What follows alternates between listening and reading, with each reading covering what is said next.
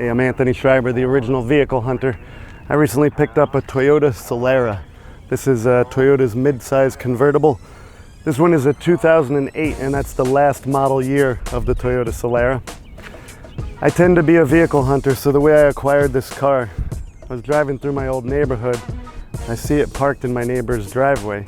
It's got Florida tags on it. So I text her something, we had to be in communication anyway. Hey, blah, blah, blah.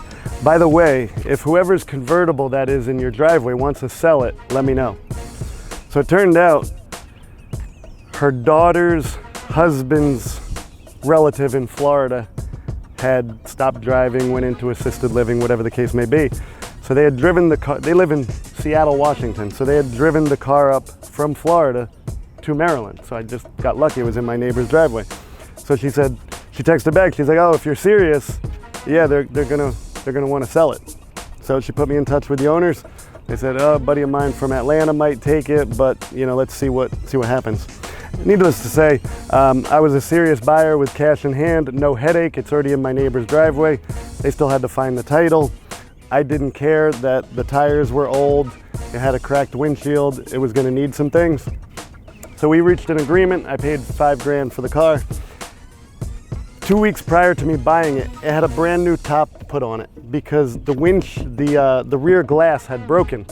They couldn't have water coming in the car. The top was old already, so they just said, forget it, let's just get a whole new top. So I essentially got a $5,000 car that 2 weeks earlier had a $2,500 investment in it.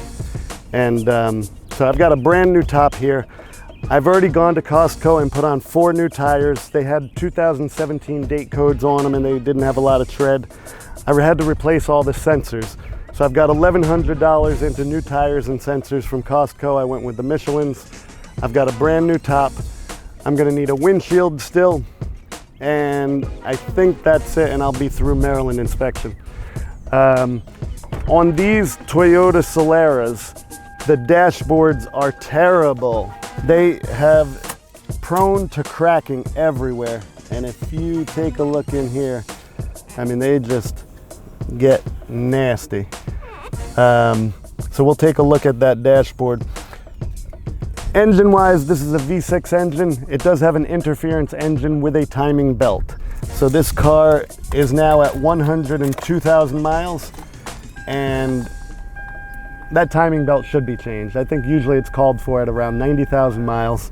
So that's something that's going to be on the horizon for me, is putting on a new timing belt. Usually when you do the timing belt, you do the water pump, you do the cam and crank seals. There's a couple of other things that you do while you're doing that. So I probably still have to invest, call it $200 or $300 for a windshield, another $1,200 to $1,500 for the timing belt package.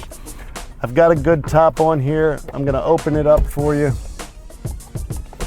This is probably only the second time I'm opening up the top. I did notice it goes kind of quickly, which is nice. We've got a nice smooth operating top here. So you could be at a traffic light, pop that up or down. As far as the reliability, it's a Toyota, it's a Camry engine. I think I'm gonna have something that will last a while. I like the white color. The jury's still out on the khaki top. I don't know if I would have preferred black. We'll see. Doesn't matter, the damage was done. It only seats 2 in the back, and I have 3 kids, so I'm not sure how long it will stay in the permanent collection. So this is a 4-seater.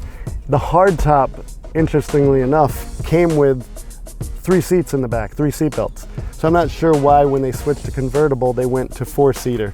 But I have exceeded the procreation limit for this vehicle. I have a spouse and I have 3 children, but this car only holds 4 people. So I will have some decisions to make.